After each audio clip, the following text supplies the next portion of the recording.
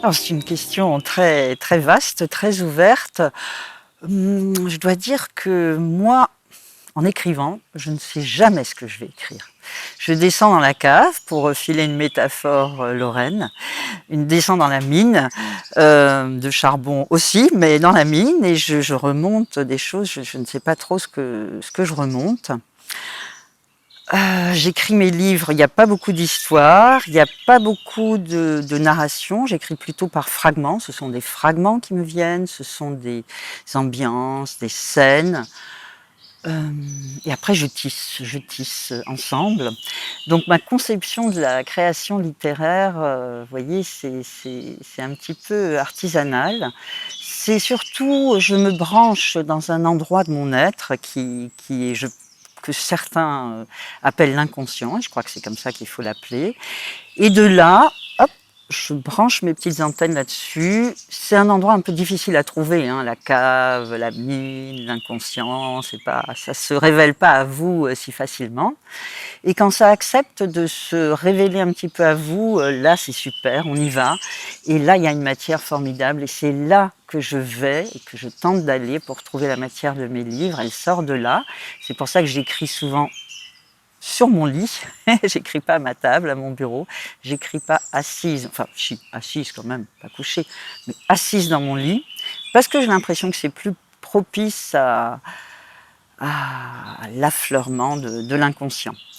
Voilà. Alors maintenant, j'appartiens plutôt aux écrivains qui parlent du réel. Je ne suis pas du tout un écrivain de l'imaginaire, mais pas du tout. Je fais des ateliers d'écriture quand on me demande quelque chose sur l'heroic fantasy, je tremble, je sais tout juste ce que c'est.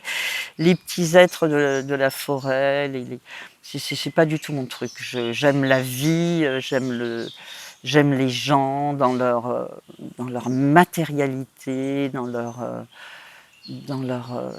quotidienneté, dans leur trivialité. J'aime beaucoup ça parce que c'est là qu'on trouve les plus belles épiphanies, selon moi. C'est justement dans le réel, aussi paradoxal que ça puisse paraître.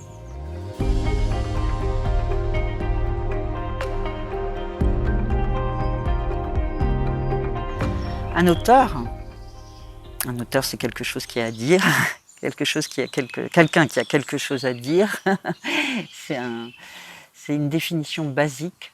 Tout le monde a quelque chose à dire, mais tout le monde n'éprouve pas le besoin de le dire. Tout le monde n'a pas en soi, comment dire, une sorte de réservoir, de stock d'éternité. Je parle souvent de mon stock d'éternité. Quand je parlais tout à l'heure de l'inconscient, j'ai l'impression que les artistes, les écrivains sont des gens comme les autres, mais qui ont besoin, à qui la vie ne suffit peut-être pas totalement et qui ont besoin de se brancher sur cet endroit obscur de leur être, sur cet endroit, sur ce continent noir, ce stock d'éternité, on peut l'appeler comme on veut. Et pourquoi ils ont besoin de s'y brancher, de se brancher sur ça, je ne le sais pas. Peut-être qu'il y a un peu plus de manque en eux que dans les autres êtres. Un artiste, c'est un être dans lequel il y a du manque, sûrement. Un être peut-être inadapté, peut-être un peu plus inadapté, enfin qui a besoin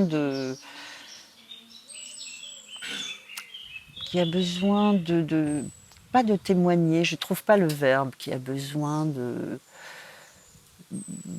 d'abord de parler une langue, c'est d'abord une question de langue aussi, qui a besoin de parler sa propre langue, qui a besoin d'imprimer son regard et qui a ensuite besoin de le faire advenir pour des raisons qui sont très mystérieuses et que je ne chercherai pas à expliquer, ni pour moi, ni pour personne.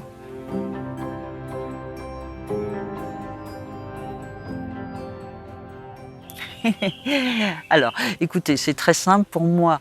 Il y a d'un côté la littérature, l'écriture, c'est-à-dire le travail que je fais et qui tient compte du réel, qui tient compte de mon réel, qui tient compte de mon environnement, de ma vie, mais aussi de tout ce qu'on me raconte.